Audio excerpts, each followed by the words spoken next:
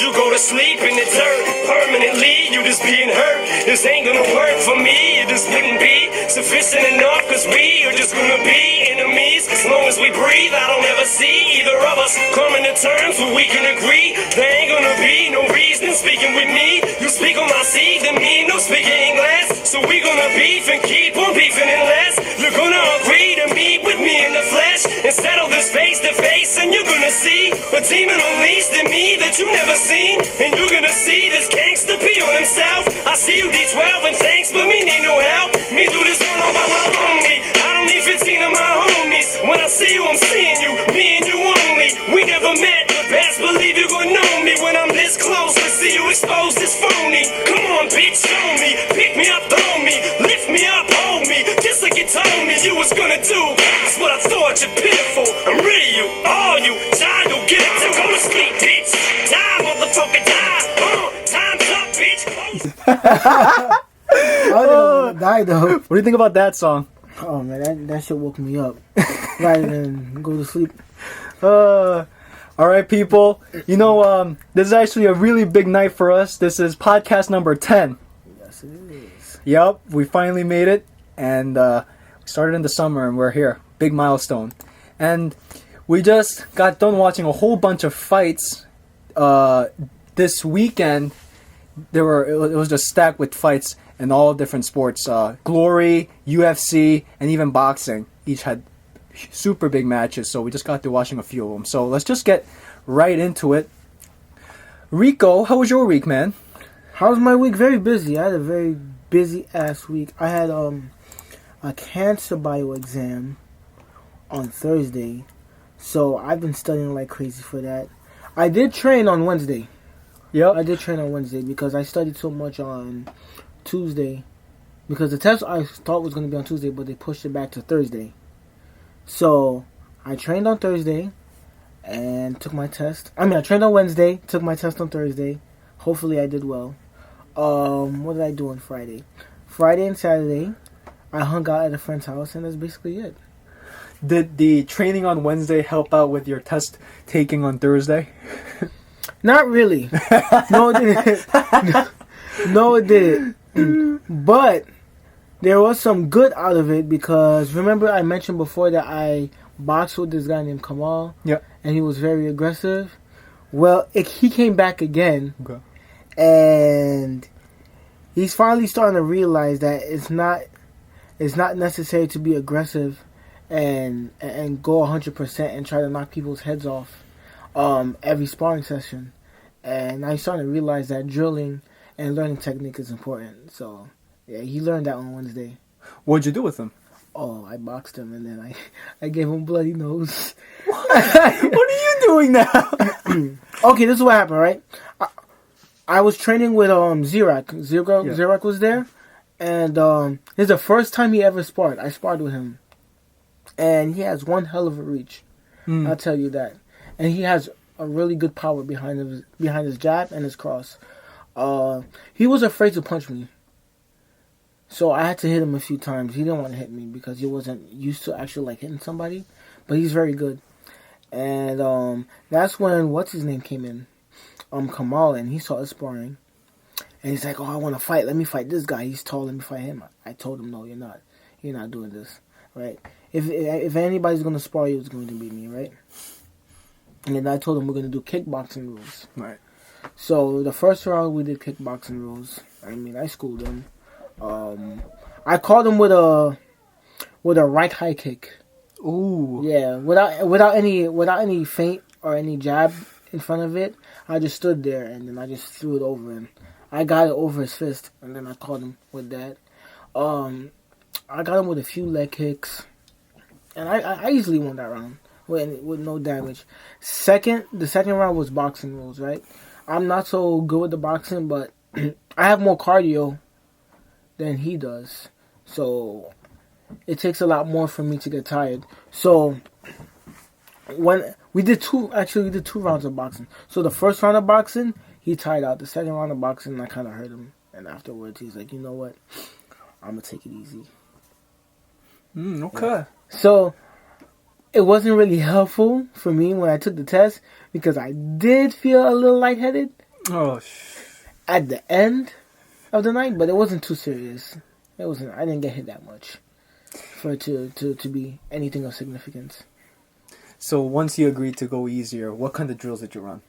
Oh no. That was at the that was at the end that he decided to go easier. Like at the end of the whole training session, I went home because I decided to go back to studying. Okay. So he said that next time he comes, he'll practice some of these drills. It's good. Yeah, but I didn't do any drills with him because he came too late. Yeah, that makes me happy, man. Because most of the time, after what happened with your first encounter, a guy like him wouldn't come back. Yeah. But he did, and he's slowly starting to realize what it's about. That really makes me happy. And as far as like we're joking about how it might help him with his test, and he got almost out. But that release of energy before a test, get that anxiety out there, I think can really do a lot of good. Yeah. So Rico again with a whole bunch of interesting tales in just a week. Me, I've just been I went to Monday and Friday for training, and I've just been working since then. Busy. So enough about that. Let's go straight into the big fights right now. Glory 18 just made their big comeback. This was their event. This was their first event since Last Man Standing. Yeah. Which was to kick off this past summer, right? Yeah. I remember that was our first ever podcast. We talked about that. And it was a great card. And let's talk about the big fight that everyone wants to hear about. Is David Kyria versus Robin van Roosmalen. Well, to sum it up, it was just beautiful Dutch kickboxing. Straight traditional Dutch kickboxing for the first 15 minutes. And then it turned into more of a kickboxing match for the rest of the fight. Yeah. And Roosmalen took it on the judges' scorecards. This fight, I mean, if you have ever seen Robin van Roosmalen fight, this was just him doing that just on a sharper, crisper level. Kyria was, as always, tough as nails, but you talked about how you were watching this fight, and what stood out to you the most was how these guys can absorb so much punishment, it's inexplicable. And you said how that Dutch kickboxing style, where this isn't necessarily the only way to do it. This is just one way of doing it. Shelling up, getting into combination range, and then from there with your guard up high, you try to land brutal punches to set up low kicks, and vice versa. And it depends on great reaction time, understanding of the system of the Dutch kickboxing style. But at the end of the day, you and I refuse to fight that way because why? Because I don't like getting hit. That's me, to be honest. Exactly. I really don't like getting hit. When I was watching the fight and watching Van Roosmalen throw these combinations, it was basically exactly the same combinations that you would have me do whenever we train. Right. You would have me throw that left hook with the right low kick, and he just does that like it's nothing. Yeah. It's like it's automatic. He does it without thinking, like you said. So, for those who might be a bit unfamiliar with this topic of Dutch kickboxing, the Netherlands is arguably the country that has the most amount of kickboxing talent in history. Now, kickboxing is slightly different from Muay Thai in the sense that the clinch is limited to a certain period of time and you have to have enough action in there to be able to sustain it. There are no elbows, and the judges, they rank points differently based on each strike. In Muay Thai, the strike that gets the most amount of points is elbowing, second, knees, third, kicks, fourth, punches. One of the reasons why the Thai fighters have been criticized by more Western kickboxers, and one of the reasons why the Dutch kickboxers had a lot of success against the Thais is because since there were less points awarded to the punches, Thais tended to devote less time to them and more towards clinch work, which is where they did a lot of damage and where in a lot of Thai fights the damage does get done. And a brief history lesson. I'm not sure exactly when this trend started. I believe it started during like the turn of the 20th century when there was imperialism, and I believe Dutch settlers, they went over into Thailand and then they picked up the Thai martial art of Muay Thai, and then they incorporated Western boxing into it. Now, through the years, after more trade, you began to see Dutch kickboxers take this up as a sport of their own, to intermingle with the Thais and compete against Thais in Lumpini and Rajmadern, and really form their own unique martial art out of it, an offshoot of Muay Thai. And it worked brilliant for them. One of the idols for me in kickboxing is this fighter named Ramon Dekkers, and just talking about him encapsulates this history. He was this kid from Breda, Holland. It's like a small town outside of Amsterdam, and he's like a tiny dude. Like, you watch him as a kid fight, and he's like this skinny ass dude, like almost as skinny as me. But they called him the turbine, the turbine from hell, because everything he threw was just ridiculously powerful.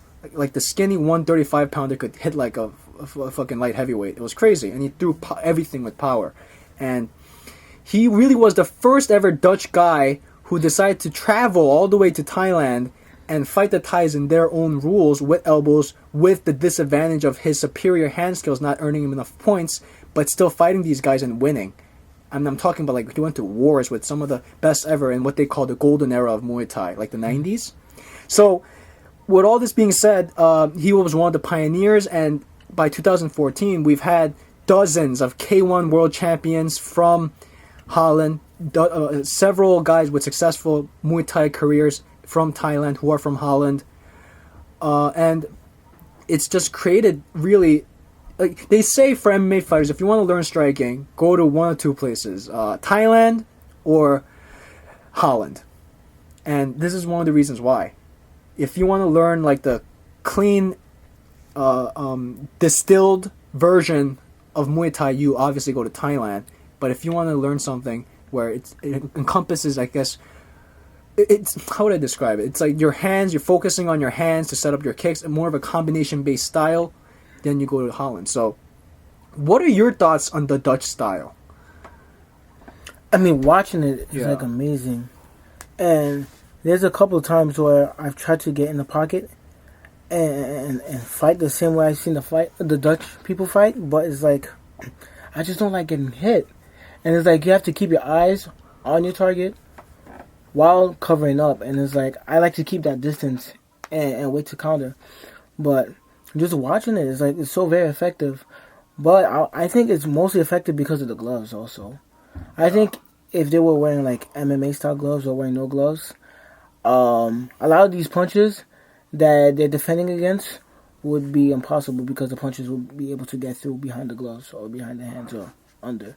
But it's very effective in glory in those kinds of rules.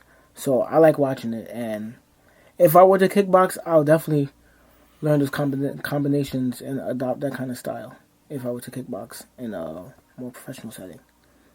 Yeah, I do agree with that. And I think we did this on a previous podcast where we were kind of criticizing the Dutch style for relying too much on these big 10, 12-ounce gloves to cover a big chunk of their upper body when they shell up.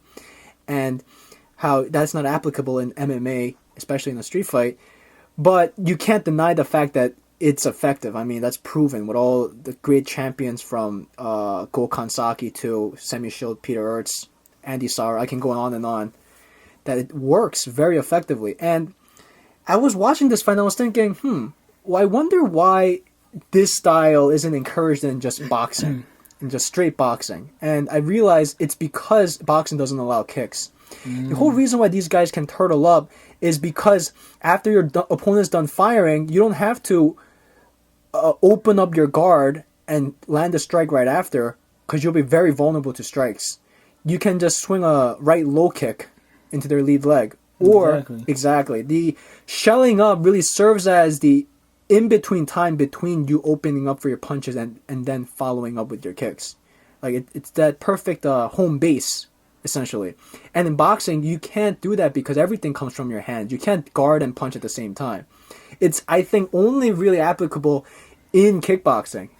In boxing, I've never seen a guy do this unless he has no other recourse than to cover up with his back against the corner. Yeah, definitely. And even the greats, from Floyd Mayweather to Miguel Cotto to Manny Pacquiao, sometimes once, twice in their fight, they have to resort to this. You just can't see all the punches coming when your opponent's right in front of your nose. What Floyd does is interesting in that he does the double forearm block, but then he has enough space to look through the middle, and then he does a stiff jab out of it. It's kind of like a get off me punch, but that they don't throw hooks off of it as much. It's really a style that's perfect for kickboxing, and you're right. Like it requires tremendous physical and mental discipline to be able to accept being in the fire that long. You're always in the fire in Dutch kickboxing, essentially. Yeah, basically, you live in the fire. It's like who has the will to stay in there the longest without breaking first?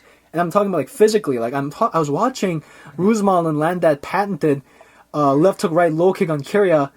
I don't know how many times he did that, and Kyria's left leg looked as bad as Uriah Faber's after that loss he had to Jose Aldo. Like that bloody and bruised, but Kyria never seemed like he had a big hitch in his step. Kept on going forward, kept on kicking him back. Where does that come from? Is that just years of conditioning? That's definitely years of conditioning. Deadening of the nerves, right? Yeah. I have a friend who's in the Air Force now, but he took many years of Taekwondo. Yeah. And he's told me that he can't feel anything from his front left ankle. So, because he kicks a lot with that left leg. So, the top of his foot to his his ankle, he feels no pain.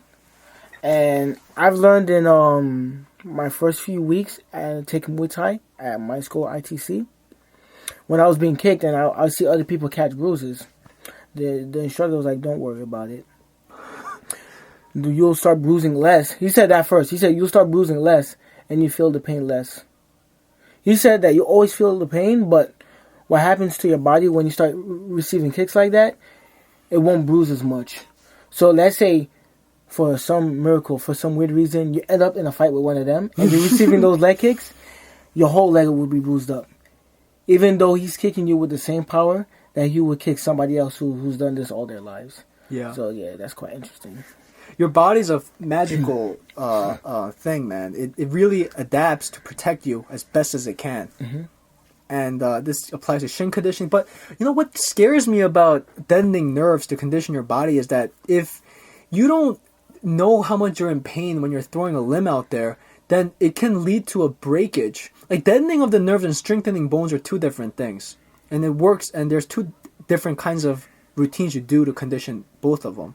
Like I was watching this guy's YouTube channel. Is Fight Tips? That's his YouTube. He's this guy who has all these videos on YouTube, and he said, exactly "Yeah, the redhead guy.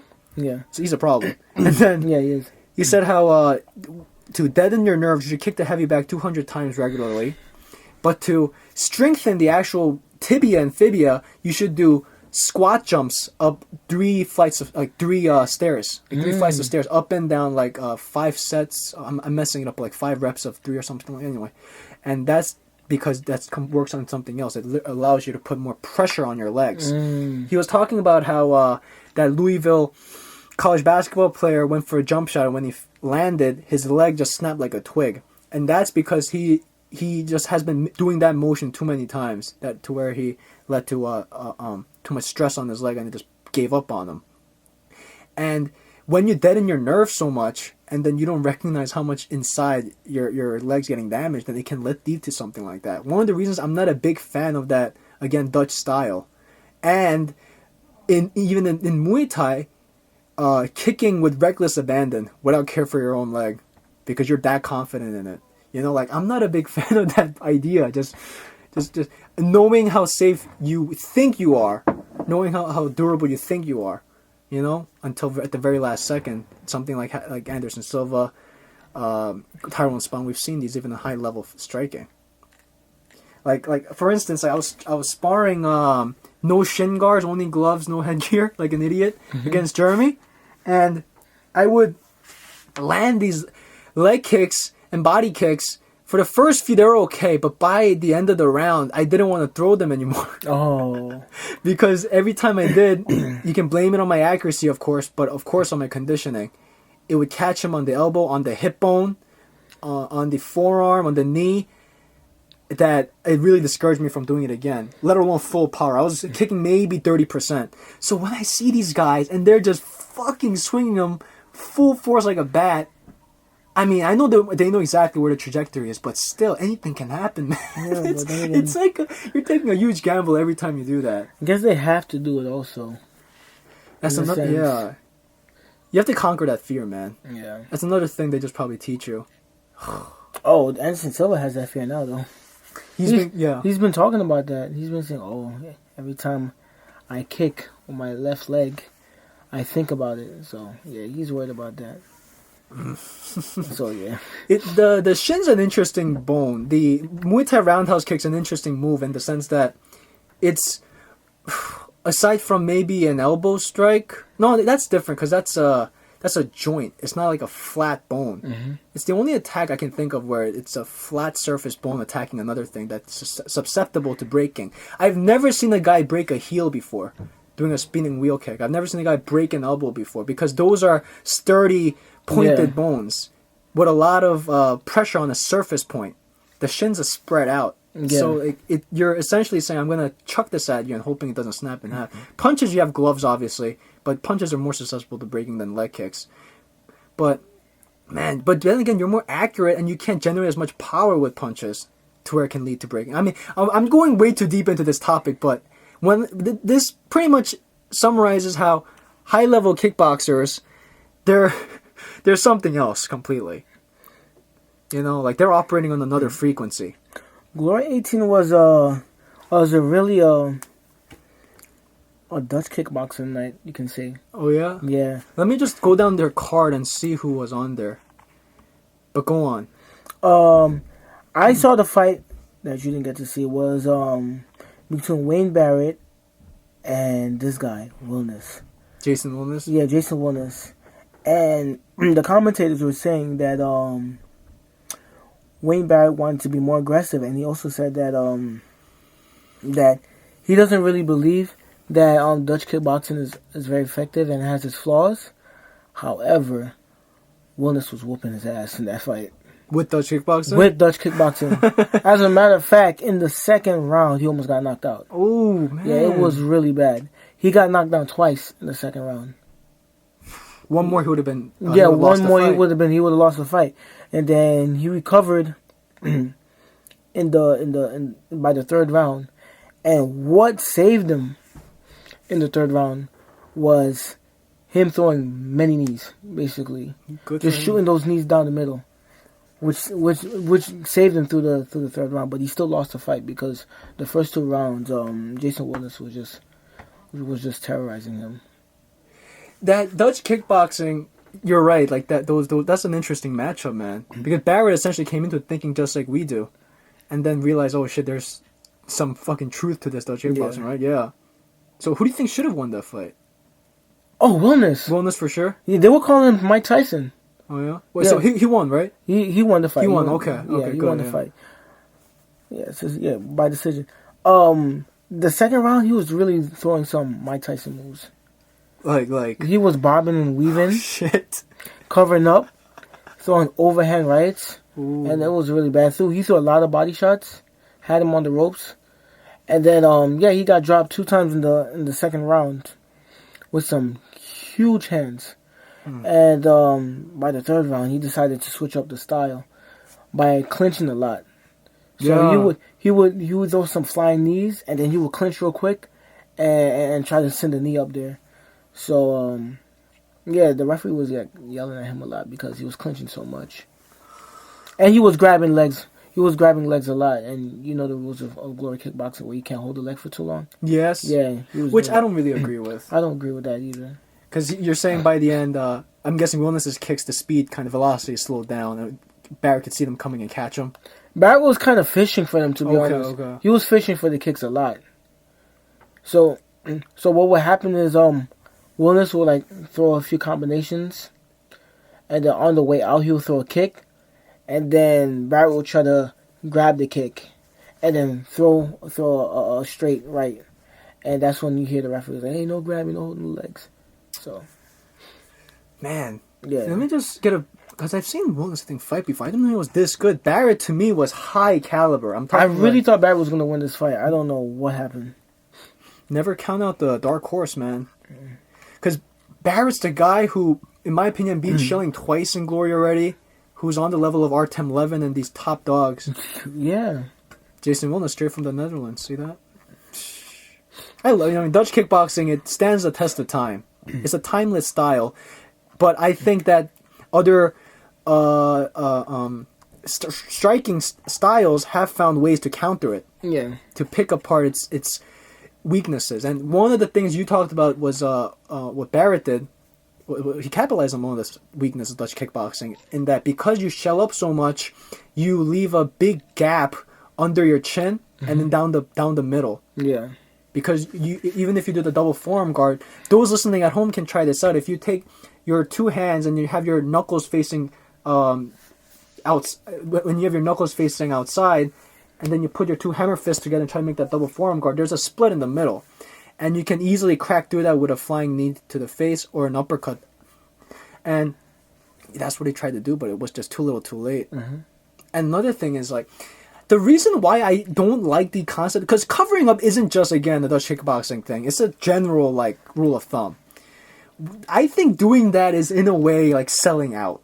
I think that doing that is, in a way, like, relinquishing any how would I say it?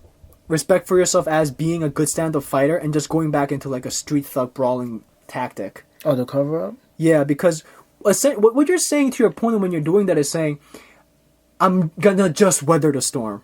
I'm hoping that by the time I'm done shelling up and you're done hitting me that you'll be tired and I'll have a chance to recover and go back on the offensive. That's really it. It's like a temporary, it's like lifting your shield up all the way to your face and not seeing anything else coming your way. And I'm not a big fan of that because you're almost admitting defeat by doing something like that. You know what I'm saying? Now, I'm not saying you can't counter off of openings, which we always see in Dutch kickboxing, but I'd rather try to move my head out of the way, even though I suck at that. I'd rather bob, weave, slip, catch, parry, block, instead of only shell up and block. Because you know who Jack Dempsey is, right? Yeah. Yeah, Jack Dempsey is considered by many to be arguably the best heavyweight boxer, fought in the Roaring '20s, and he has a book online. And I got to thank Connor Rebush, who's a writer for Bloody Elbow, and I listen to his podcast all the time, Heavy Hands, and he said that Jack Dempsey has a book available for free online, and what is it called again? I'm sorry guys, I don't know what it's called, but in it, he has his first chapter is just about defense, and he broke it down into basic categories.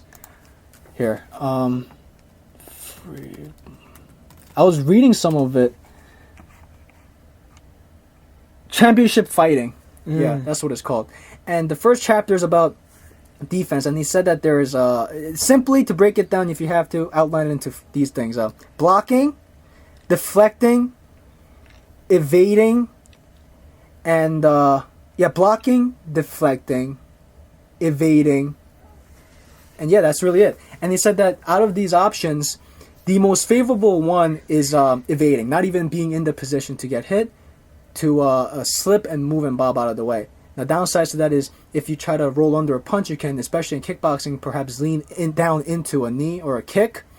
The downsides to try to parry, which is the deflecting, is if you try to parry something, it's a very thin line of defense in that if you try to throw me with a right cross and I try to parry with my left, I'm essentially giving you my left hand for a defensive measure to throw you off balance, which is a good thing, but that's essentially trying to counter a strike with a strike. It's a very thin line of defense. Yeah. And blocking, obviously, is the worst thing you can do because even a boxer that gets punched in the forearm can get hurt there. And in the shoulders, which can impair you from throwing any punches. And that's kind of how that's my hierarchy of defense. Mm-hmm. You know, that's what I come in with. So when it comes to that, like, what do you think about his approach and his mentality? I'm kind of surprised that you put parrying over just blocking. Over blocking. I think I would rank it as evading. Okay. Blocking then parrying, just because some people strike so fast. It's hard for me to parry a lot of shots. So I like evading the most, obviously. then I would like to block. Then parrying is something that, if I can do it, I'll do it. But it's not something that I'm actively thinking about doing. Parrying shots. Right. That's an expert move. I try to do it, right? I'm like talking bigger than my shoes here, but like it's ideal because you can throw it's like an offensive defensive You can measure. parry a jab, I guess. Of course you Yeah, can. Catch it. That's the first thing yeah. you learn is how to catch a jab. Yeah, so. Pat it down. But I see what you're saying though. And Dutch kickboxing, it's a lot of it's like blocking. You know, we talked about this. It's mostly blocking. I don't think they parried any shot. They checked. Yeah. They did check.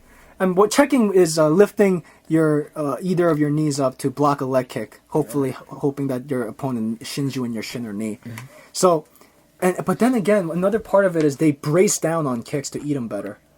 Like I'm not a fan of that either, dude. No. Because I was like really thinking about this the other night, and I was thinking, okay, when you try to hit me with a low kick to my lead leg, and if I put my weight down on it, I can put more pressure on there and more really like, how would I say, flex my thighs so I can absorb it better. But sometimes they tell you that throw a leg kick at a time when your opponent has weight on that leg. So when they kick it, it hurts more. Like, so I was trying to wrap my head around that. How does it work then?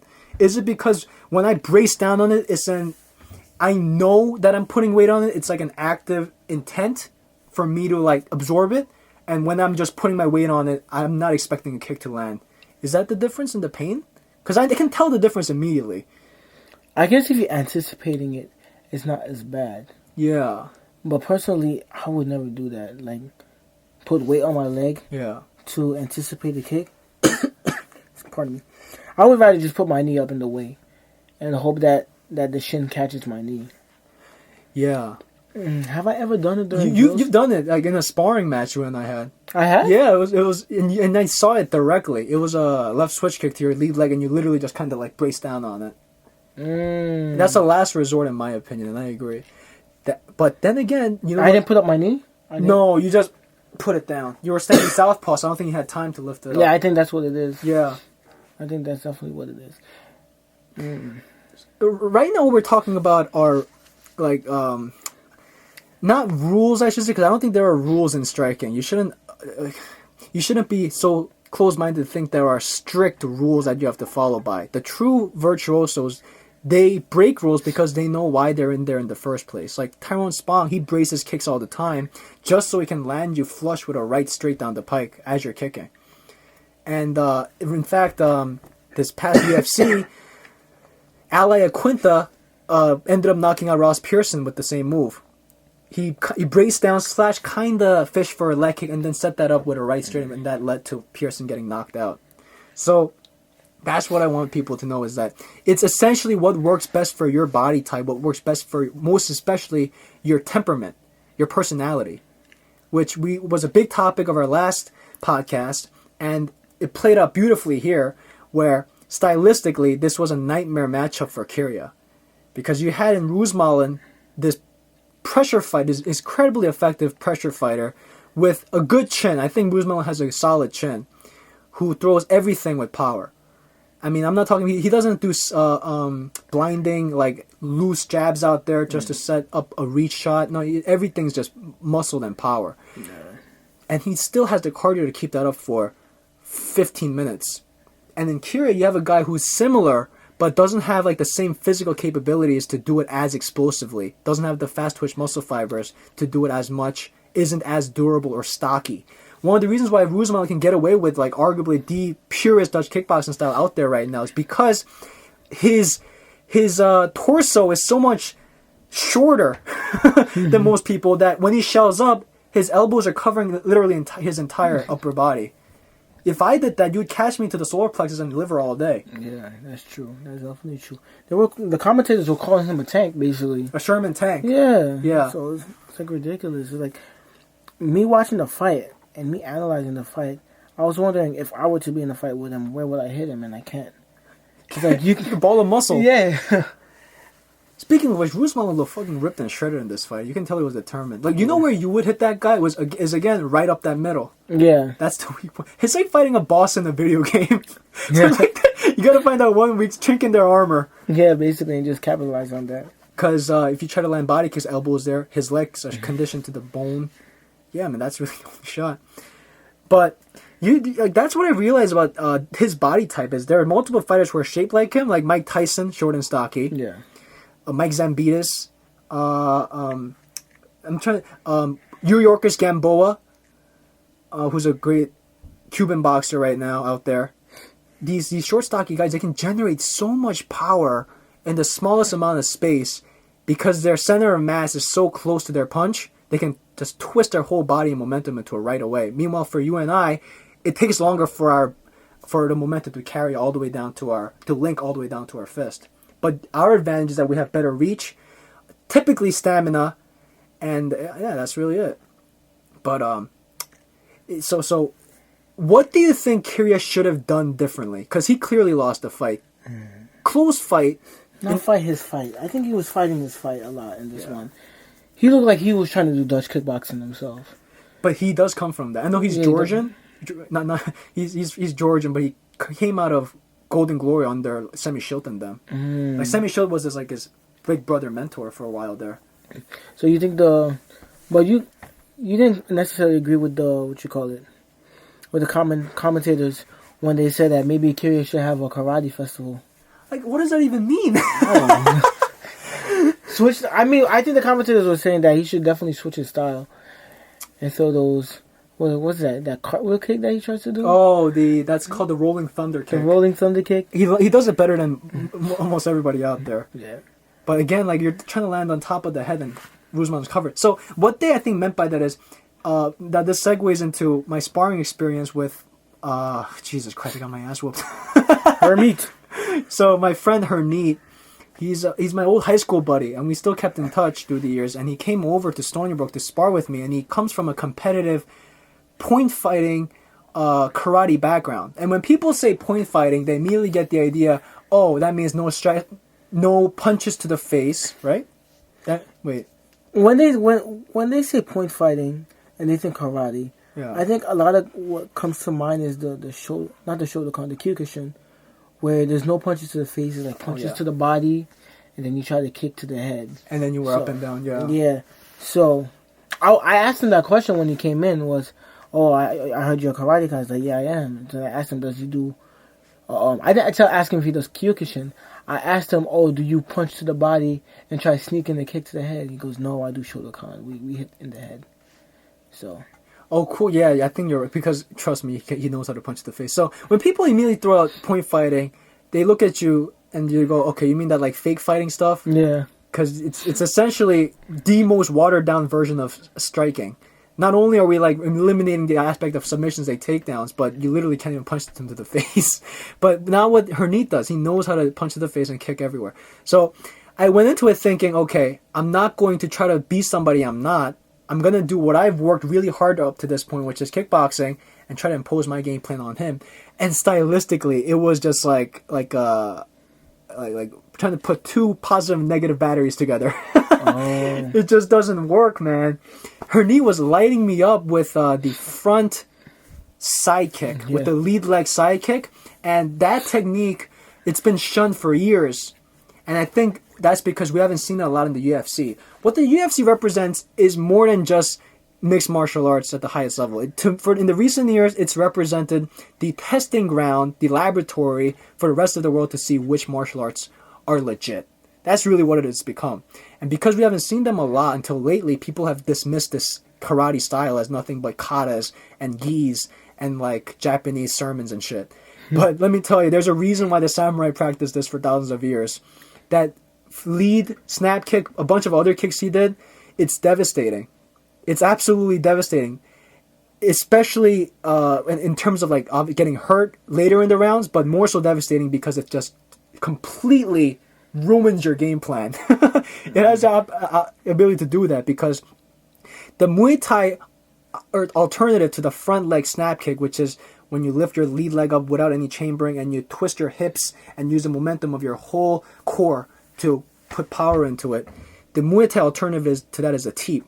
Now, a powerful teep from a pro Muay Thai fighter can be just as powerful, but against us, a teep is really a get off of me kick. It's not like, eat that, I don't want you to come back into my yard again. You know what I'm saying? It's like a distance measuring tool. It's like a tool really sometimes even for an opponent to rest. Just go, whoosh! Yeah. Just to push him back and rest. And again, man, like it was just stylistically terrible because Herneat, as a righty, stands with his right hand forward, opposite of what boxers and kickboxers do usually, because everything he does is from that front stance, power, offense, defense. And I'm standing in my orthodox, and I have no answer for this one weapon of his that really set the tone for the whole fight. It was that and a whole bunch of other things, obviously, especially his movement. But what stood out to me the most was how that led to all those other things for him working better. Like, he gave us a few tips because we're always willing to learn from different perspectives of how in point fighting, there is this imaginary line between your lead leg and that's lined up to the lead leg of your opponent. And whoever can get themselves off that line and try to attack from even the most minute of angles has the advantage and most likely chance of landing shots. And I didn't think it was that slight of an angle change that can mean the difference between catching someone at the end of your punch and right on the knuckle. It was like the slightest, like 5-degree angle change. That was the difference maker. And the guy with that understanding of that kind of defense, with constant in and out movement, like, you know, like how Manny, Pacquiao, Marquez, they do in and out movement.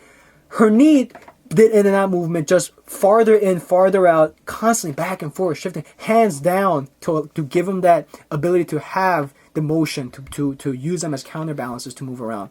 Lateral movement, like where he was like doing the, like what I like to call the Floyd Mayweather shuffle step, but it's not what it's called. It's like when you do the, almost like doing a switch kick, but then you start walking horizontally. He was doing lateral movement in and out. And when he was moving like that, not only was he catching me at angles, but I didn't know where to put my lead leg against his. And watching the fight, and I've seen it like 27 times since that night, which was just Friday, so I'm a fucking maniac. What the moments I had success is when I just, again, let go of the fear of getting hit with that kick and take my lead leg outside of his right lead leg so that everything from my right side, especially the right cross and the right body kick, was in complete target with his. Standing sideways, standing completely bladed, I mean, like what Bruce Lee always said, make yourself half a target. It has its benefits in that it prevents punches from landing clean to your chin because it's half of a target now. But against kicks, it's a wider target. You know that? With the roundhouse? Oh, hell yeah. Because if you're standing more square, then if I don't catch you exactly on really the money part of my shin, which is the joint, which is the shin between the instep and the top of the shin, if I don't catch you with that directly, chances are I can hurt myself by landing my toes on you. I can like kind of do one of those like half-assed knee kicks where like kind of like just wobbles out there. But if you're standing flat, I'm getting everything on there. But I just never grasped that concept, that geometrical equation in my head, that I didn't take that angle. I didn't release those right side. My best shot is the right kick, but I didn't throw it because I was so scared of going into that side because of that right body kick. My left, look at this shit. He did that to you? Oh yeah.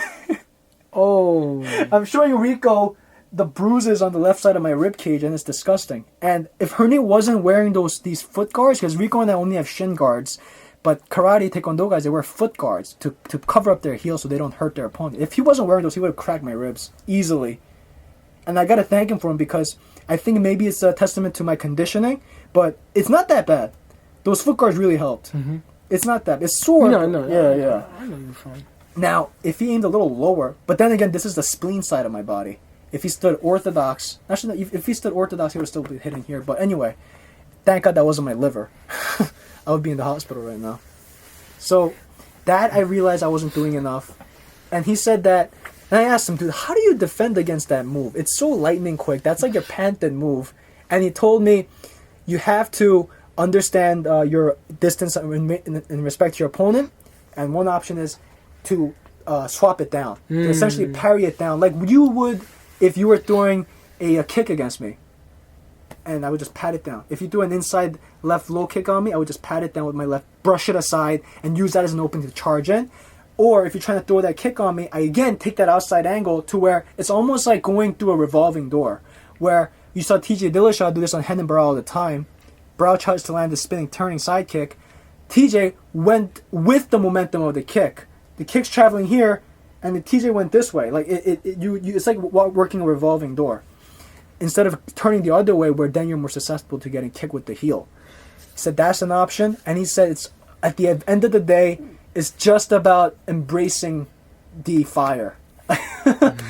It's like that's one of the, I think. Damn, I really wish I could spar him. You should, because I told him, man, I love my friend Rico, but I think he might have the same results because you're more of a counter fighter, but he's I think a more patient counter fighter.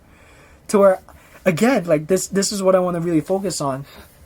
Our personalities, it's a stylistic nightmare for me. When someone's personality clashes with another person's, and my physical capabilities, skills don't compensate for this personality clash, then the opponent with the personality more conducive to winning obviously is going to win. That's what happened here. He's a brilliant counter fighter who does in and out, and every time I try to step in, he does what he calls the car crash. Oh yeah. Use my forward momentum against his sidekick and just impale me, like running through a spear. That's what it felt like after a while. And you know what's funny? We have majority karate-based martial artists in our club. Yeah. We have Steven Leo. I think his name's Steven Leo. Yeah, Steven. Steven. Yeah. We have Norberto. And we have Jeremy. And Norberto's the one that practices Shotokan. Doesn't do Jeet Kune Do, what Bruce Lee invented? Norberto? Yeah, that's what he told me. He does Really? Jeet Kune Do, yeah. I think he also practices Shotokan. Okay, cool. I think he also practices Shotokan. As a matter of fact, he does fight a little bit similar to what's his name? Hernie. To Hernie. Yeah. Except that Hernie does it at a whole nother level. All of them do the sidekick. All of them don't know how to do the sidekick. Jeremy does it a lot, but the way Hernie does it is at a whole nother level. And he does it so much faster, and he baits you a lot with it. Jeremy not so much. Like he'll throw like a low middle kick, and then he'll chamber it and then snap it out. But with Hernie, from what I saw in the video, you like just step to him and then it just comes out. You just walk right into it. So yeah, I would love to spar him. Oh my god, it's like getting hit with a piston, man. Yeah. Go. Yeah.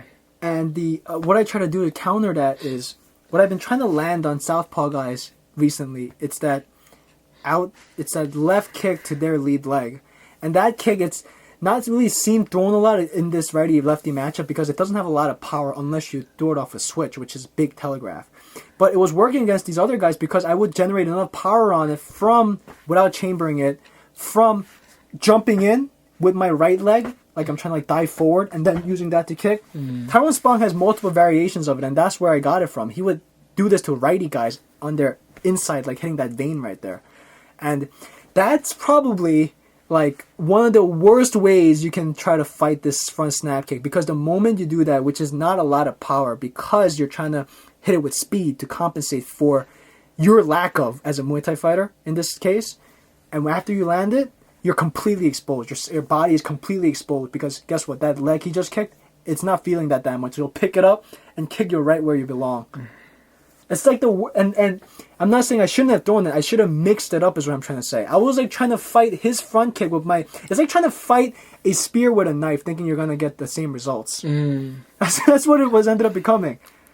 But I didn't have and I could have thrown the right roundhouse, but I didn't have the proper outside angle to do it. And again, that fucking snap kick made me so discouraged to throw that because I would have to open up my body. Because he was always too far away from it, and I have to go inside to land it. That, they always say, when you're fighting a lefty as a righty, that body kick's always open. Yes, that's true, but that still means you have to get in close enough to do it. You have to still commit to that shit. And I should have kicked his back leg. I was watching Joseph Valtellini versus Raymond Daniels, and Raymond Daniels is one like Hernie's role models. He's arguably the best karate, I think even taekwondo. He's a both black belts and both fighter in the world right now because he fights in Glory, and Glory like gave him his respects to actually bring him in, right? And he's had success here. And when I saw Joseph Valtellini, who's the welterweight champion right now, fight this guy, I wondered, okay, let me see what he does differently. And you know what it ended up coming down to? It just ended up coming down to Valtellini biting down on his mouthpiece, not being scared of those kicks, cutting angles off in the ring to put him in a corner, moving diagonally across to trap him, and then just working those fucking leg kicks to his rear leg. Because that front leg, I think he was afraid of hitting the cup, But that was beautiful. And after like 8 or so kicks, Raymond Daniels was done. To where by the third round, he was so worried about that, he didn't see the one coming up high and got knocked out. Like, but I didn't do that shit because I was so scared of coming in. It kills me because I know I'm not going to see him for probably some time now. Oh, he's not coming back? He told me he might be. He told me he plans on coming every Friday, but we'll see. Because he lives all the way in Plainview, getting his master's right now. I would love to spar him. Yeah, man, because he comes from a more professional background than us. You know, because we train you. You're more professional than I am because you go to an actual gym and you fight like other killers. I fight you. You know, I get the guy who fights killers. You know what I'm saying? Herneat fights guys who go to competitions, who do this for like a prize and money and shit. Who come from gyms. So his movement, man, it's on another level. And I was watching it just obsessively, frustrated, thinking, what can I do wrong? Every time I have these reality checks, I've always come back from it better. Like when fucking Jesus Christ, Mason boxed the shit out of my face. Oh yeah. I realized I have to be more patient. Yeah, he's not a heavy bag, I realize. It's always good to get humbled. Have you ever had an experience like that in International Training Center anytime when this guy just made you look silly and you questioned everything about yourself? Oh. Damn, I'm giving Herneat some mad props up in here. Herneat, you better listen to this shit, man. Herneat knows a lot about martial arts, not just karate. So it's so cool talking to him. As in my case, have I ever had a reality check where I've been humbled? Maybe I've been talking too much, so please, Jesus. Maybe in boxing, I boxed somebody in the International Training Center that his focus was boxing, and he would never wanted to like spar Muay Thai style with me. So I would just do boxing with him, and he schooled me a couple times because he was so good at that. So sparring with him, boxing style, made me realize that I should improve my boxing game. But other than that, I never really sparred anybody in the gym that could really school me. I'm not saying that I'm the best in the gym because there are obviously people that are better than me, but it's just that in that environment, the trainers will let me spar people that were up to my level, and not somebody that was like significantly better than me, so I could get my ass whooped. So that's the difference. When you fought this boxer, I'm guessing the jab stood out to you the most. Oh, it was the jab. Yes, it was definitely the jab. Yeah. It was definitely the jab that was like really giving me a hard time. How fucking annoying is that shit? It was very annoying. It's like a combination of pain and annoying. Yeah. It's you know what was really annoying was that he was catching me in my eyes with the jab. I know. So my eyes were getting watery, and I'm just trying to rub my eyes out so I could see better, and he just keeps catching me with it. And the response they were telling me to do was answer with my own jab. But he was just out jabbing me. So at that point, man, like I think that's the best advice. All of us are gonna start beating the other guy at what he's best at with your mediocre attempt at it. Like, what the fuck? You're gonna try to out triangle Damian Maya? Are you crazy? Yeah, that's true. So, you know why I suspect it's the jab? It's because it's been cliche at this point. Everyone's saying the jab's the most important punch, but I'm telling you it is. The fundamentals, the most economical, the most efficient shots are what win fights. True. There's nothing to a jab other than just your form. There's no wind up. There's no power involved. Just form alone can make that a powerful, effective tool. And guys have win fights like that. GSP against Koscheck, bloodied his eye open. Terrible. He affected Koscheck for the rest of his career because of that injury to his left eye with just the jabs. Variations of it, but still. And so I was watching this match with Herneat, and you can talk about this in your personal examples where fighting, so many people think that it's a competition between like that upper level of technique, which is my right low kick more explosive, faster? Do I have better, how would I say it? Am I more unpredictable with it? Am I more athletic with it? Am I just more, do I look more adept moving around? Do I look more skillful? And that's like really, that's like shallow thinking. If you dig deeper in, what wins fights are the most foundational of tactics. Where in Herneat's case, it came down to literally the most primal thing is personality. That was the most primal thing. Hernia had no problem waiting for me to come in. If I was in this position, I would be so anxious, just standing there, moving around, waiting for the other guy to come at me, because I hate having to fight people back like that, because I hate the concept of me feeling like I'm being insecure by waiting for the guy to hit me instead of taking charge, because I don't have the timing to land counter shot. But he has no problem with that. But I have to press forward. So as a guy who is a pressure fighter, again, a fundamental aspect, you have to accept that you have to bite down on your mouthpiece and wade through the fire with good form and defense, of course, but still take risks. You have to realize, Gennady Golovkin. Do you know who that is? Gennady Golovkin, Triple G. He's like an up and coming boxing star. Everyone's calling him the next big thing. He's 23 wins, 20 knockouts, something like that. Tremendous. Oh. Andre Ward might have to fight him eventually, and everyone's been ducking this guy. He's a Kazakh from Kazakhstan. Retarded. You should watch him tonight. He's tremendous punching power. And I was watching a breakdown of him, and you know what he does that makes him such an effective pressure fighter? Again, it's not like that shallow aspect of what a lot of newcomers think defines a striker, which is punching power, explosiveness, size, and strength. It's not that. It's that his defense is so good that when he's coming forward, when the distance between punches and his face closes, is so good that he can deflect shots. Your defense has to be even better if you're a pressure fighter, because now everything's shortened. The distance, everything is shortened. Reaction time is shortened. That, his ability to cut off the ring, incredible chin obviously, but really it's defense, cutting off the ring, and shift punching. Moving a switch. And this is the fight that let me know maybe I should start incorporating that more, because if you're going to pressure effectively, one of the best ways to do it and cutting off the ring is stepping forward with your rear foot and landing on that to land strikes and then angle off in the different. It's like one of the best ways to do it. That stalking predator style. Oh god, bro, you are such a pressure fighter. I am such a fucking obsessive creep. That you couldn't do counters as a drill. You realize that, right? Yeah. When he was telling you don't hit him, wait for him to attack, you were attacking me. I was like, what was that drill? It was like he gave us. He told us just to throw one move each of us. yeah. Right? Yeah. I like the drill was you throw 3 moves, right, and I evade, Yes. and then throw 1 move that would counter.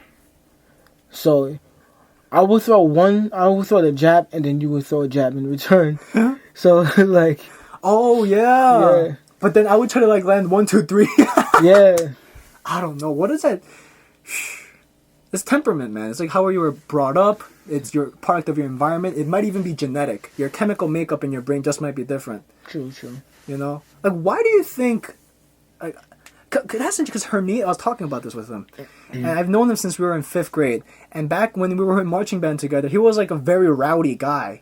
Very like... he wants to party and shit.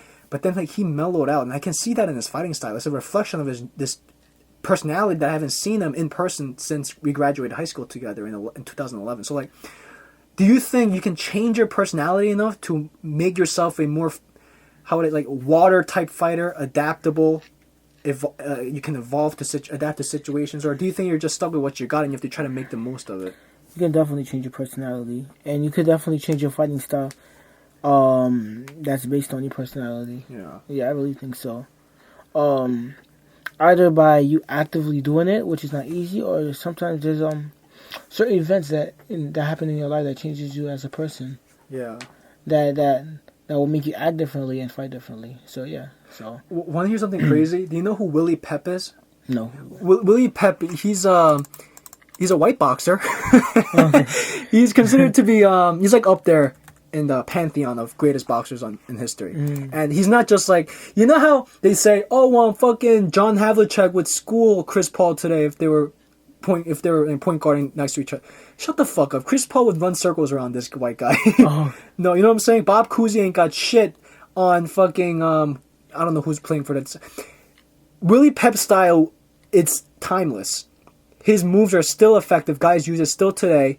The way you see him school guys in the past makes you believe that he can still do it to competition today with the proper nutrition, with the diet of today, and the exercise equipment.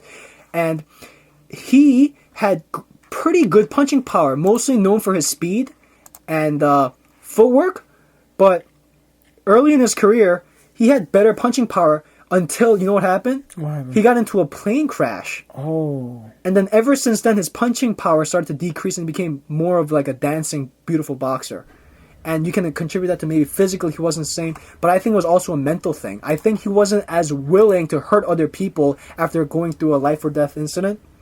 And he didn't want to risk anything, his well-being anymore. So this is him in his early career, and you can see how he's willing to exchange. Look at that. Constantly switching stances. Bop, bop. We're watching some black and white footage right now. Let me turn on the sound just a little bit. This is music. Ray Charles, son. Look at this guy. And you know who moves like that right now? Like, who does it remind you of today? Let me see. There's one fighter that it should really remind you of, and it's not hard to think about that. Oh, what's his name? We're debating. Going once, twice. It's a boxer, isn't it? No, it's Dominic Cruz. Oh, yes! Dominic Cruz does fight like that. Dominic Cruz is like Willie Pep reinvented, man. Look at this. Cruz does this like... Yes, that's what he does do that. I was thinking, Look at that! How he dips his head, crouches on a horizontal angle, oh my god. turns around. It's beautiful, man. So, what does that let you know that... Dominic Cruz does that more extremely, though. He really does. He's just flying all over the place. Yeah. That's because he also wants to set up that takedown off of it. So that's a whole nother topic, but again, like we're talking about personality, and that's like one of the things. So next time if I fight Hernit, these are the golden rules. Take that outside angle, be willing to go forward, counter that right kick with a pat down, and then just impose my game plan, and just... Do you ever feel like you have conflicting styles about yourself? Your styles that conflict as a striker that really hurt you? Like, sometimes pressure fighters also want to be good boxers. Sometimes good boxers also want to be punchers. Do you ever feel that? Because I kind of see that in you, where you're a great counter puncher, but when you get hit, you turn into a brawler. You kind of feel that? Yeah. That's kind of a problem, isn't it? That's kind of a problem. Because, sometimes I feel like I want to be aggressive in the beginning, but it takes me being hit to be aggressive. And I kind of have an issue with that where I want to land combinations and be more of a pressure fighter without having to be hit a couple times to, not worry about getting hit and just like brawling. But I think I brawl kind of systematically. I don't just like throw my hands wildly. You don't do that. Even though you do throw like 50 hooks. I do. They're devastating, but like, again, I was listening to the Heavy Hands podcast, and like he classified striking styles into these areas. There's pure boxers, and we all know Floyd Mayweather, Andre Ward. Andre Ward's more of like a boxer puncher, and those guys are guys who can do both, who can land with power, athleticism, speed, who can forego a bit of their boxing craft to land shots. Those are boxer punchers. Then you have straight punchers who rely straight on athleticism and power and speed. And then you have brawlers. And then you have swarmers, which is a form of brawling. Then you have pressure fighters. And then you have counter punchers. These are like the basic categories. And there's different versions of each. But like Mexican boxers are known to be swarmers, brawlers, pressure fighters. African American fighters are known for being better counter punchers, boxers, and that's why people love Mexican fighters, because they have so much heart, And like, and I realized that a lot of times when you try to take two styles that are like polar opposite and try to make them work, if you make that marriage happen, you can be like unstoppable. But it takes years of work.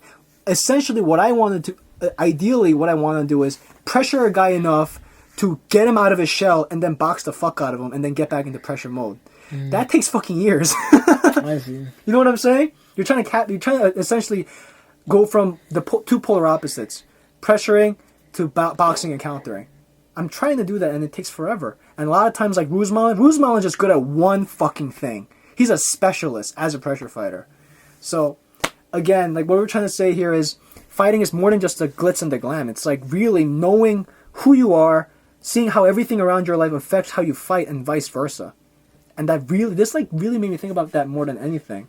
Because, yeah. And, like, in this fight, I'm, like, pretty insecure. I'm talking so fucking much tonight. No, it's okay. But, that it's because I had this traumatic event happen to me where this Indian guy fucking kicked the shit out of my ribs. So I'm watching this fight, And you know that sparring match on YouTube when I'm wearing the t-shirt? Mm-hmm. You know when he caught me with that fucking side kick to the balls? Yes.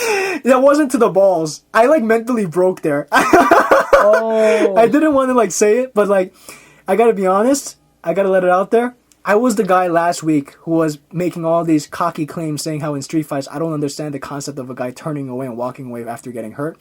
I totally get it. It's human nature, man. It's the guys who are opposite of that, who can fight that instinct to preserve yourself after being so mentally discouraged, who become champions. And when he was constantly checking me with that fucking kick, and that last one, I jumped into it, it landed on the hip bone, like here, on the top of the cup. The cup protected me perfectly. Mm-hmm.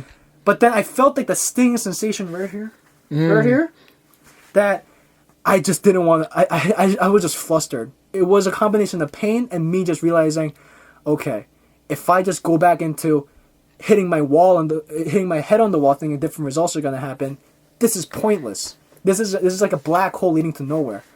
So then I realized, all right, I gotta regroup. One of the reasons why boxing matches have rounds. The purpose of rounds isn't to just give guys a break. It's to give guys a chance to reassess what Exactly. Isn't that such a big part of it, you think? When you fight limitless, no time limit, there's no chance for you to grasp what's going on sometimes. Thinking while things are happening is very hard.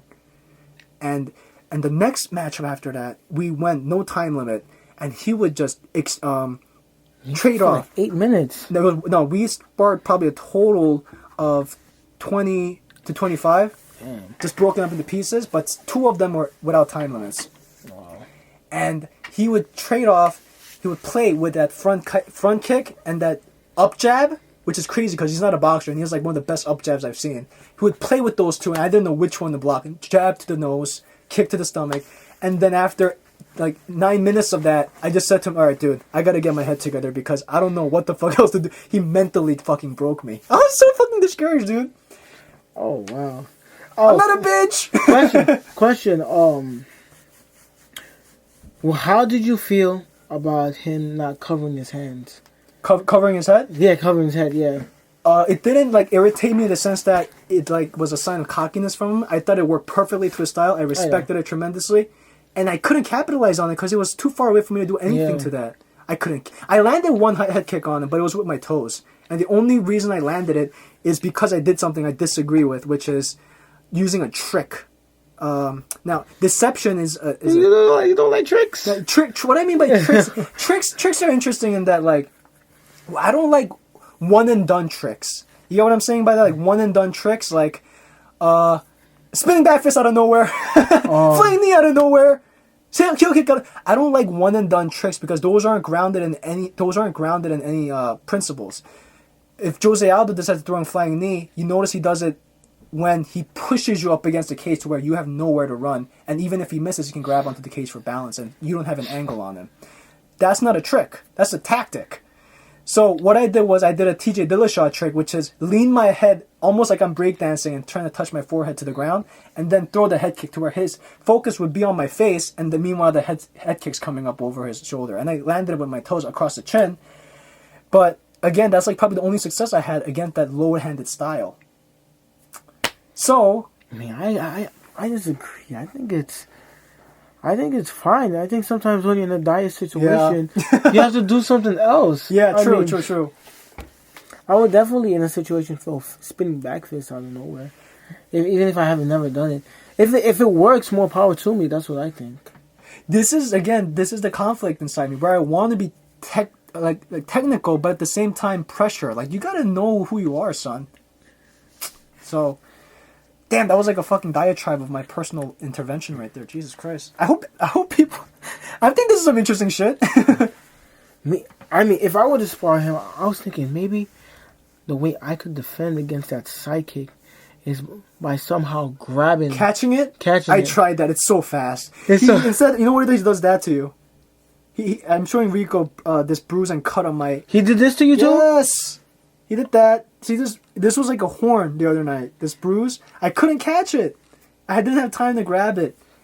And even if I did, he would just pull it right back because he has a lot of dexterity with that right leg because he's a righty. You know what you should do? You should do what I do. I mean, but you're a counter fighter, so you probably won't do this. Maybe you'll have to wait for him to come in.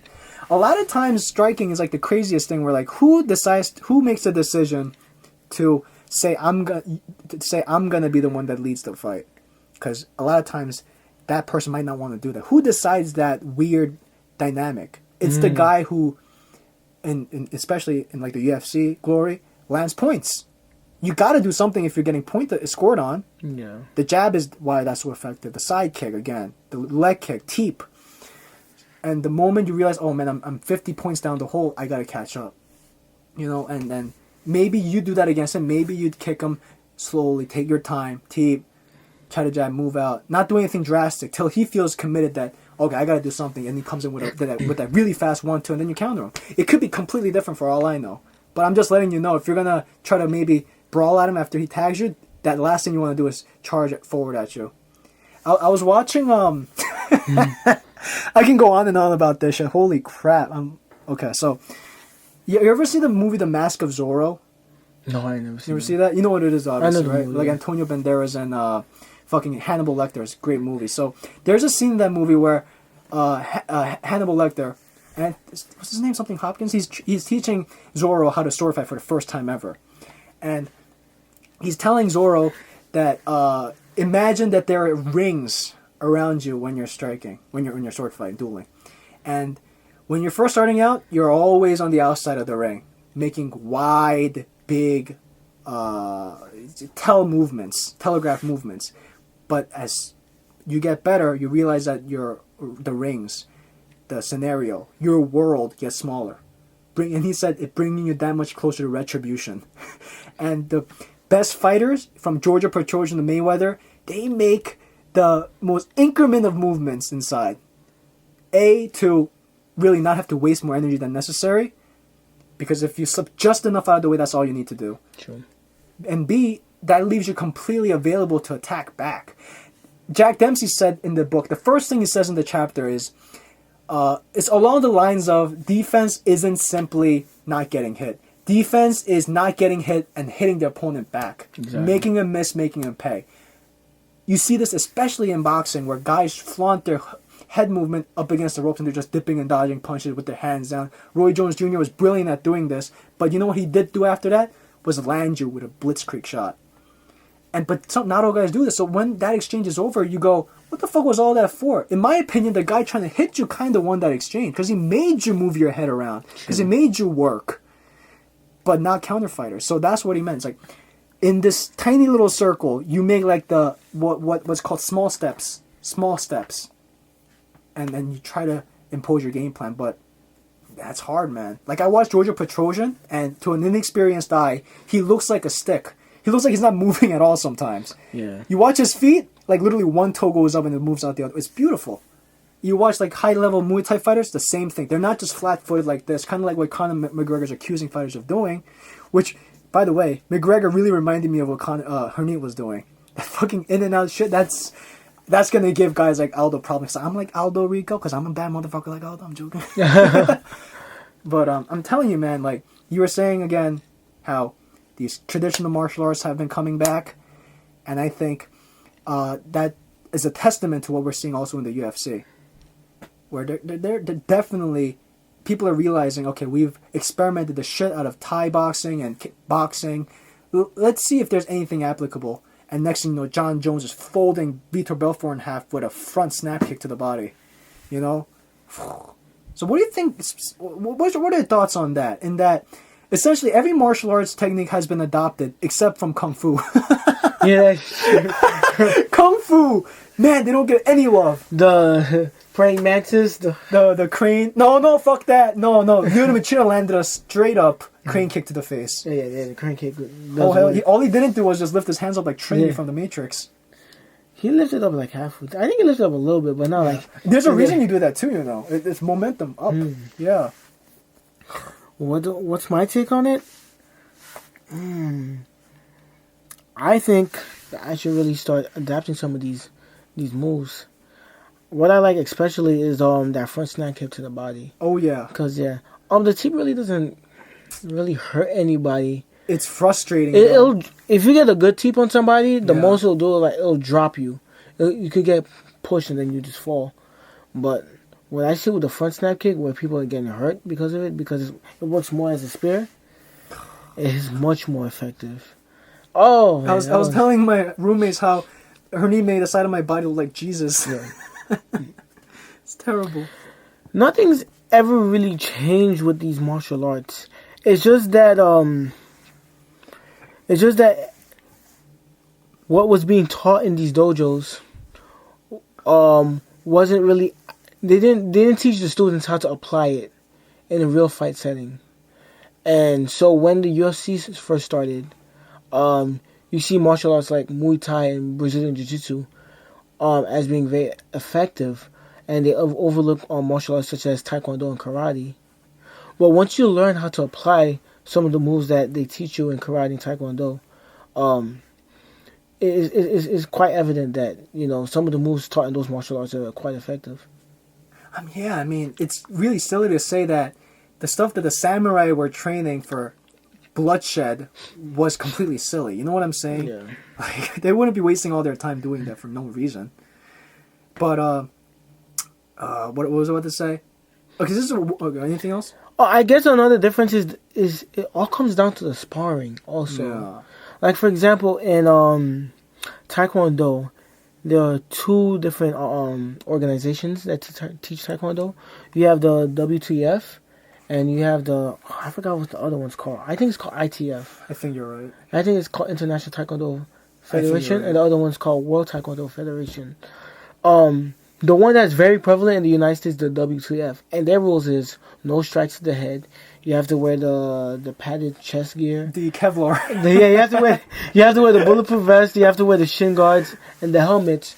No strikes to the head allowed. No kicks to the leg. Mostly body shots. You get 1 point for like punching the chest, and you get like a couple points for kicking the body, and you get the most points for kicking the head. So what happens is, when you get to a real fight situation, or you try to translate that into MMA, and you try to fight an MMA fight the same way you will fight like you would in a Taekwondo tournament, things don't translate easily. Yes. And what happens is, people watching the fight start saying, "Oh, Taekwondo is not effective in MMA. Taekwondo is not effective in a real fight setting." Whereas ITF, punches to the head are allowed, and it looks more like a kickboxing match. So people who learn Taekwondo under that camp are probably more effective in a kickboxing match, or even maybe in an MMA fight if they know how to like defend against takedowns. So it really depends on the rules of the sparring and how you taught to fight. That really makes a difference in what's effective and what's not. I agree because Taekwondo, and I'm a Korean guy saying this, it can kind of create this delusions of grandeur in your head, where you think your hands are just as good as your really good kicks. You know, it's like apples and oranges, man. But then again, if a Taekwondo fighter with all these great distance-ranging tools and solid fundamentals and a strong mind, he could beat me, and he could have hands that are faster than mine. So again, man, you gotta really think about who you are at your core. One last thing, I'll stop talking about myself after this, but what I realized also is how I was watching this sparring match, and especially the first one where I'm wearing the t-shirt and I supposedly gave me in the balls. Mm-hmm. I didn't look terrible. There was time I was charging at him, but I am so goddamn self-critical, I guess so self-discouraged, that in my head it's not playing out like that. Oh. In my head it feels like I'm losing way worse than to the outside, maybe even to a judge it looks, which is terrible.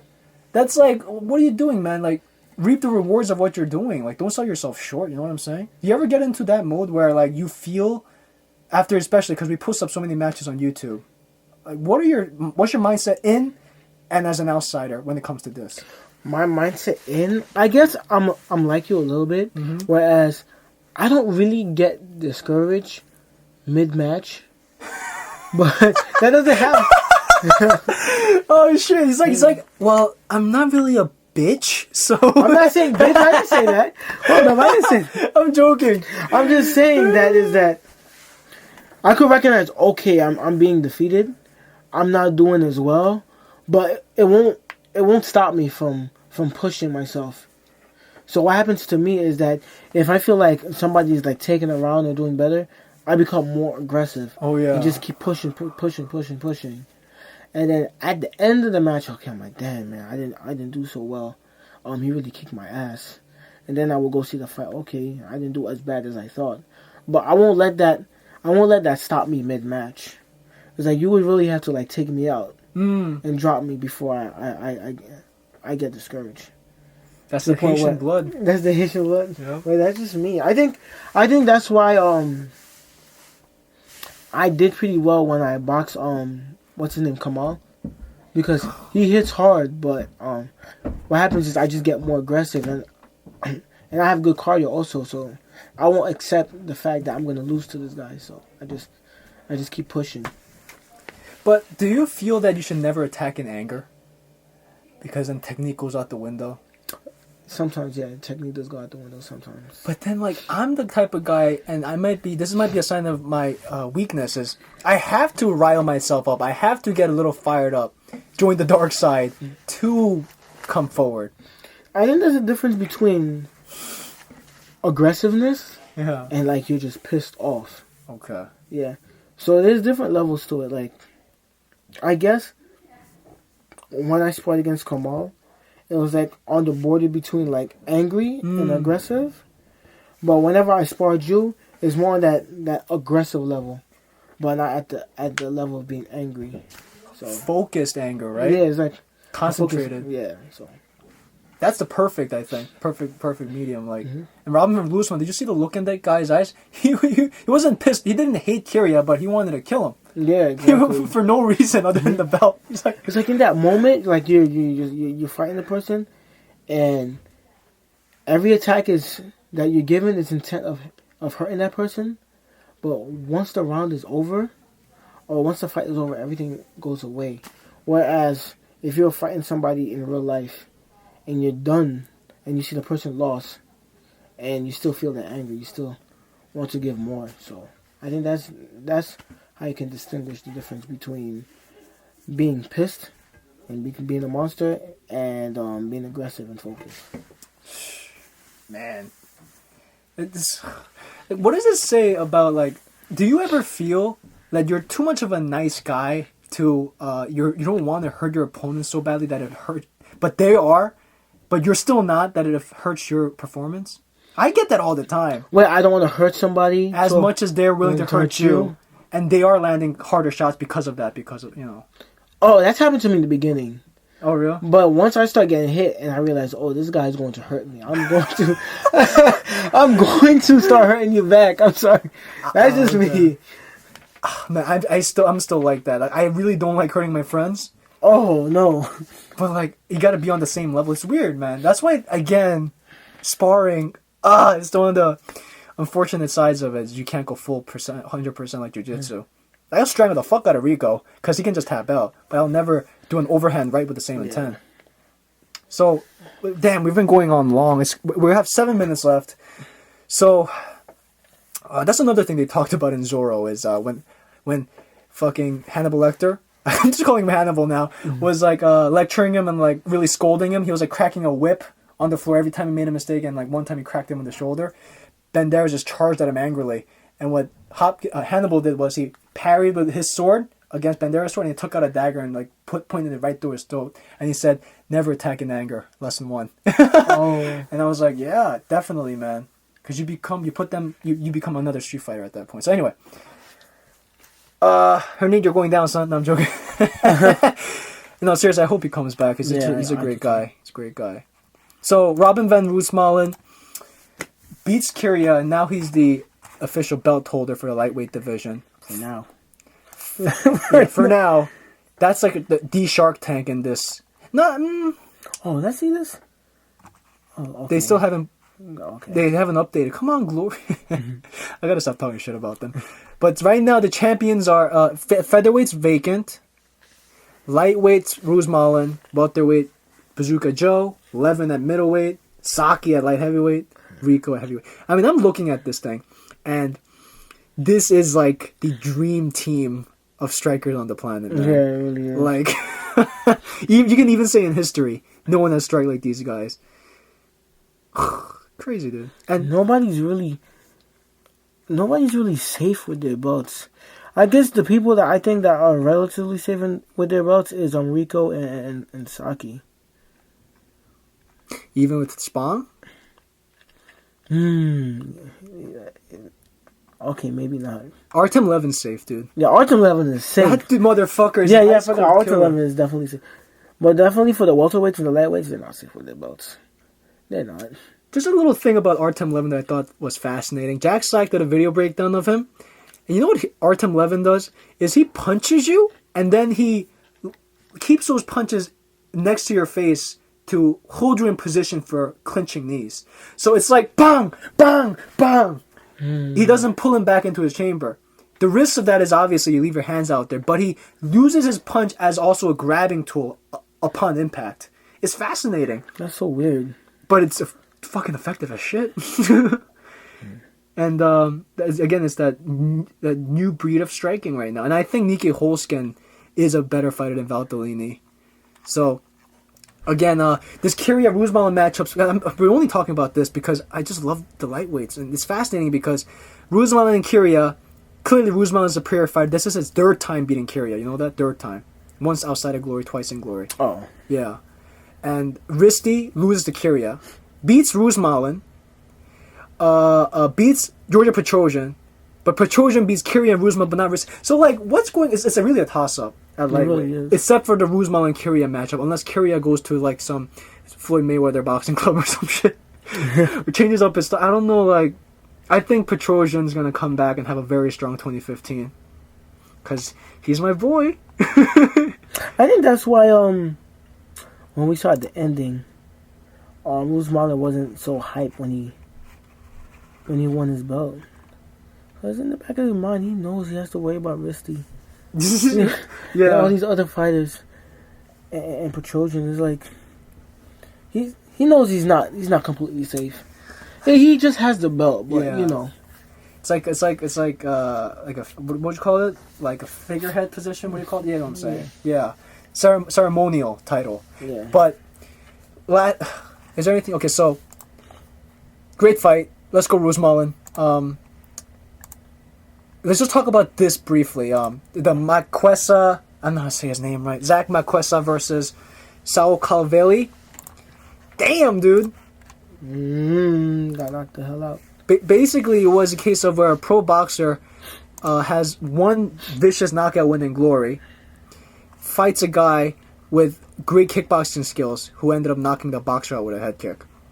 In a nutshell. Because the kickboxer invested in low kicks early, weathered the storm of this brutal power puncher, had good defense, had heart, good chin, and just never sold out his kickboxing game to fight this boxer in his own style, which is so stupid.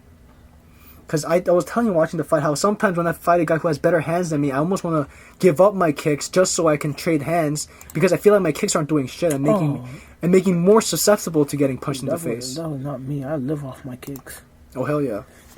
Now, with our shin guards, I just don't want to break my feet. So Saul he's making kickboxers proud out there.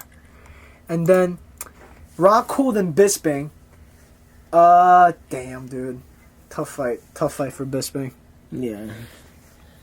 Stylistic, very similar on like the highest caliber level of what happened between me and Hernie, where a longer, rangier guy with better kicking techniques, but this time wasn't a front snap kick. Rockhold's vicious Muay Thai roundhouse kicks just tagged Bisping all over. Bisping didn't know which way to circle in that fight. He didn't know if he should circle towards Rockhold's power kick by moving to his right, or circle to Bisping's left, and so he can jab. And then when he tried to do that, like the one time, Rockhold throws this a banana kick, but what do you call it? Not banana kick, the Brazilian kick off the lead leg, but out the chamber. It's like it's a karate move, but then he like angled it up to where he. Oh yes. It's called the question mark kick, but he did it from the stance itself. It's beautiful. It was a nice kick. That pushed Bisping back towards Rockhold's power kick, and then boom.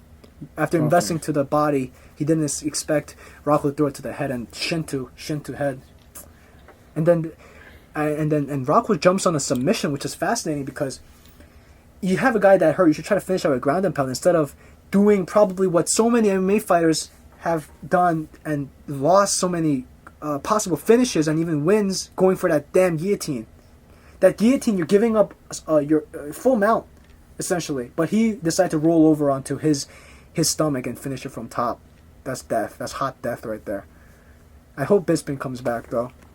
Because leading up to the fight, it's the way I psych myself up for a fight, you know what I mean? We're going to come in here and exchange blows.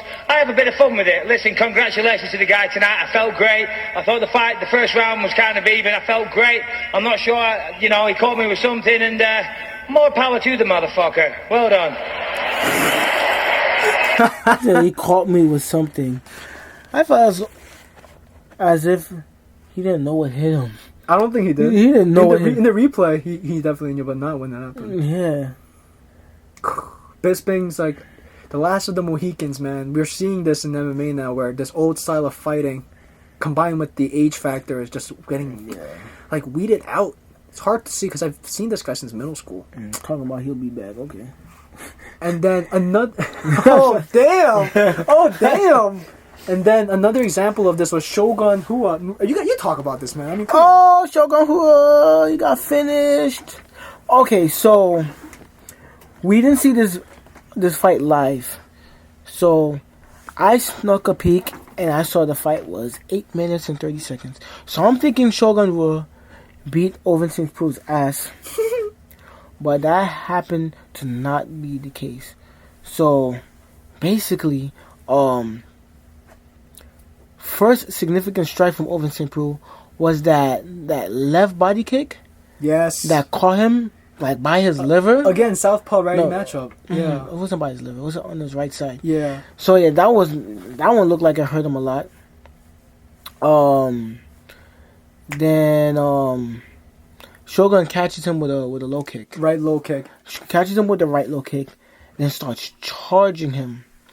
What Ovin St. Preux does is he basically switches stance from southpaw to orthodox. But when he switches to orthodox, he comes out technically. He comes out with that left hook, catches him, boom. When I saw it in real time, when I saw it the first time, I thought he just tripped or something. I didn't even see that hook. Falls on the ground, starts grounding and pounding him, throwing uppercuts to his face. He was out. And yeah, that was a beautiful match. But it was still shocking. I know the Brazilians weren't happy to see that at all. Yeah, so it's over. I mean, you forget the Haitian connection here, son. The Haitian connection? Yeah. Okay, so yeah, I didn't have faith. I had faith in him in the beginning when I saw him fight. When I thought he was gonna beat Ryan Bader, I was like, okay, I hope this guy wins. But then Ryan Bader kind of schooled him. Yeah. So I thought, the same thing was going to happen over here. After coming out of a loss, like how is he gonna beat Shogun Rua after losing to Bader? And I guess he learned something new in camp. He really improved, focused on his technique. Something happened in his camp. And now he's starting to prove himself again. So, yeah. I had faith in him after the fight. I was happy. But I was kind of shocked, too. I was kind of quiet when I first saw that. Because it happened so quickly and I wasn't expecting that. Oh. Any comments on your behalf? I mean, other than I was crying. I know you were crying. I wasn't as sad as you. Shogun, if you asked me who my favorite fighter was like a few years ago, it would be him easy. Because he's such a warrior. But he's been in so many wars. Henderson, fucking... no. This is the guy that beat Machida. He knocked Machida out. Yeah, Henderson, Machida, Little Nogueira. He's been in a lot of battles, man. And Ovin St. Preux is an athletic specimen. And the torque you can generate from like helicoptering like your body around like that and completely switching sides. It's this courage to be airborne almost. Mm-hmm. But are you airborne when you do that? Or do you still have like he's standing orthodox and then you are airborne a little bit. Yeah, you are a little airborne when you do that. Yeah. It's discouraged because you say you lose kinetic linking and power from the ground to your punch, but if you twist hard enough and fast enough, that's devastating. Takes you off the center line and lands you. And it catches a beautiful check hook. It's beautiful, man. Shogun was out of range, though. That's because he moved like that. That's because he moved literally like sideways and out. Yeah. Oh, you do that with your right hand, so fucking cat. I charge at you just like that. Shoot box style. So I want you to try that on me, man. To wrap up, I'm just looking at the next UFC card. I know Glory has an event coming up. Glory 19. It was Rico Verhoeven versus Zimmerman. Yes, that was it. Mm-hmm. And then Valtellini is also fighting on that card. So it's nice to see they're back on their step. UFC 180, unfortunately, Cain Velasquez got hurt. So we have Mark Hunt and Verdum fighting for the title regardless. It's an interim bout. Everyone already knows this one we're talking about. Isn't this weekend? Oh shit. So many fights. Yeah. Damn, imagine if Cain was fighting this Saturday against Verdum. Fuck. But Mark Hunt's going to put on a great performance. He's a showman. A lot of Mexican fighters on this card dropped out. Diego Sanchez is out. You know one thing about Diego Sanchez that really worried me? And it's along the line of that Shogun thing. Sanchez, I was watching an interview. Dude, he's slowly starting to slur his words. Oh, really? Yeah. It's like, it's kind of disturbing. Like, it's slowly starting. I can hear it. It's like, I don't want to imitate it because that's fucked up, but like, I can hear it, definitely. He's starting to get punch drunk. If not already. Oh, no. So, like, man, I don't know. That's hard to see. We don't really see that in MMA. I know Gary Goodrich unfortunately contracted pugilistic Parkinson's. I'm sorry, pugilistic dementia, not Parkinson's, dementia from fighting. But he's the only one I can think of who got punch drunk in MMA because you can like choke guys out, armbar them, other ways to beat a guy than blunt trauma. Lately, I've seen a lot of more like stand-up fighting in MMA. Because guys are getting better at it. They feel more confident in it. Yeah. Ugh, that's tough to see, man. Swanson and Edgar. That's the Thanksgiving week. Hendricks Lawler 2. Ooh. Nah, I don't know about that. There's this one like super card they're setting up in like it's Chris Weidman and Vitor Belfort, right? Mm-hmm. They're fighting and the co-main event's Ronda Rousey versus Kat Zingano. That's the one. That's February. That's the shit. That's the motherfucker. So we think got this. Definitely Ronda. Ronda, of course. Ronda by walking into the cage. Ronda. All right, let's wrap it up. This was a long ass podcast, but I had to like vent after getting my ass kicked. Yeah, damn, let's go to sleep already. Fucking long ass podcast. I don't know what to do. On purpose, the hurt your focus. Use not MCs, use worthless. Use not them. Peace out, everyone. We'll catch you for episode 11. Later.